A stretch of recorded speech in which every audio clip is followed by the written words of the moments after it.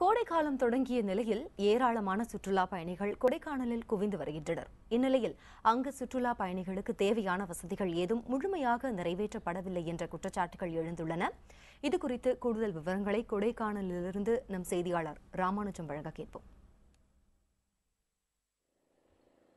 கோடைக்கு சுற்றுலா வர வேண்டும் என்றால் அனைவருக்கும் நினைவுக்கு வருவது கொடைக்கானல். ஆனால் இங்கு கொடைக்கானலுக்கு வந்த பின்னர் சுற்றுலா பயணிகள் படும் அவதிகளும் சற்று அதிகம் என்றே கூறலாம். குறிப்பாக இங்கு உள்ள விடுதி கட்டணங்கள் அரசின் சார்பில் எந்த விதமான நிர்ணயம் செய்யாததால் அதிக அளவில் கட்டணங்கள் வசூலிக்கப்படுகின்றன. அது ஒரு பக்கம் இருக்க, இங்கு உள்ள சுற்றுப்புற சூழல், இங்கு வரக்கூடியவர்களுக்கு தூய்மையான நீர் கிடைக்கவில்லை என்ற குற்றச்சாட்டு எழுந்திருக்கிறது. இப்படி பல்வேறு குற்றச்சாட்டுகள் எழுந்திருக்கின்றன. இதில் எந்த அளவுக்கு உண்மை இருக்கிறது என்பது குறித்து நீண்ட நாட்களாக கொடைக்கானலில் வசித்து வரும் சுற்றுப்புற சூழல் ஆர்வலர் வீரா நம்மோடு இருக்கிறார். அந்த வீராவிடமே நம்ம கேட்போம். வீரா, நீங்க சொல்லுங்க, எந்த அளவுக்கு கொடைக்கானல்ல சுற்றுலா பயணிகளுக்கு பாதிப்பு ஏற்படக்கூடிய சம்பவங்கள் நடைபெறுகின்றன? அது முதலாவது ஹோட்டல் தான் சார் அதிக ரேட்டு. ரெண்டாவது பார்த்தீங்கன்னா டாய்லெட் வசதி அவங்களால பண்ண முடியல. அதையும் தாண்டி வரும்போது குடி தண்ணீர், சுத்தமான குடி தண்ணீர், காற்று அவங்களுக்கு வேணும்.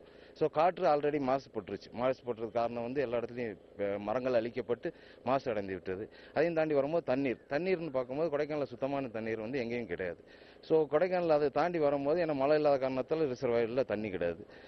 அதை தாண்டி வரும்போது இவங்க சரியான பாதுகாப்பு இந்த ரிசர்வாயரில் பண்ணுறதுனால தண்ணி தேங்குறது இல்லை. அதையும் தாண்டி வரும்போது கொடைக்கானல் லேக்கில் இருந்து தண்ணியை தான் எல்லா ஹோட்டல்ஸ்களுக்கும் வீடுகளுக்கும் சப்ளை கொடுக்குறாங்க. ஸோ லேக் தண்ணியில் 100% பொல்யூட்டட் இருக்கு.